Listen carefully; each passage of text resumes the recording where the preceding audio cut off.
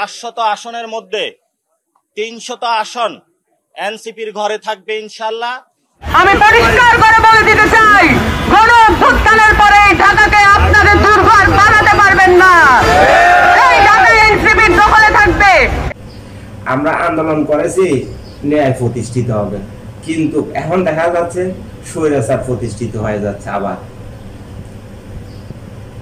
এই যে এনসিপি বলতে আছে আমরা 400 আসনের মধ্যে 300 আসন পাওয়ার সম্ভাবনা আছে।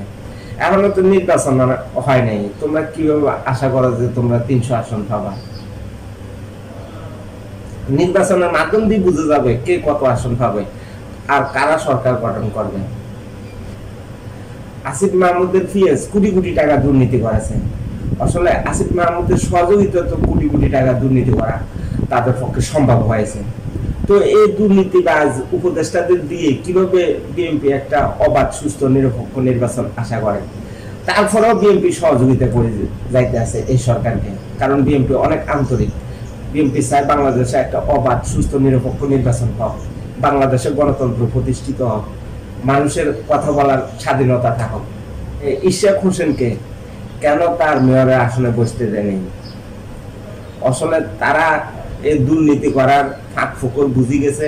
এই কারণে দেখছে যে যদি একজন বিরোধী দলের যদি নেতা যদি সিটি কর্পোরেশনে আসে, তাহলে তো মনে করেন তাদের দুর্নীতি করা তাদের পক্ষে আর সম্ভব হবে না। আর তারা যে দুর্নীতিগুলো করেছে তার তদন্ত শুরু হয়ে যাবে। এই কারণে ইশাক হোসেনকে সিটি কর্পোরেশনের বসতে দেওয়া হচ্ছে না। এটা মানুষে বুঝে।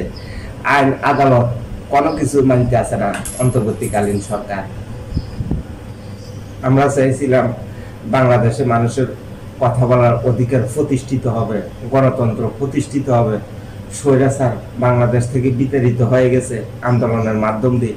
এখন দেখা যাচ্ছে স্বৈরাচার বিতাড়িত হয় নাই, আরেক স্বৈরাচার নতুন করে আবির্ভাব ঘটেছে বাংলাদেশের ভিতরে।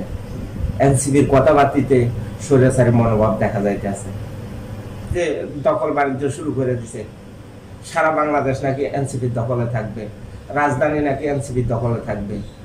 তো কি তারা দখল বাণিজ্যের জন্য আন্দোলন করেছে? এরকমই তো বুঝা যাইতেছে, দখল করার জন্য আন্দোলন করেছে তারা। তো আমরা চাই বাংলাদেশে একটা অবাধ সুস্থ নিরপেক্ষ নির্বাচন হোক। সেই নির্বাচনের মাধ্যম দিয়ে যারা এই ক্ষমতায় আছে তাদের হাতে ক্ষমতা হস্তান্তর করবে অন্তর্বর্তীকালীন সরকারের প্রধান উপদেষ্টা ডক্টর ইউনূস। এটাই বাংলাদেশের জনগণের আকাঙ্ক্ষা। দেখা যাক অন্তর্বর্তীকালীন সরকার আসলে বাংলাদেশে একটা অবাধ সুস্থ নির্বাচন দিতে পারে কিনা।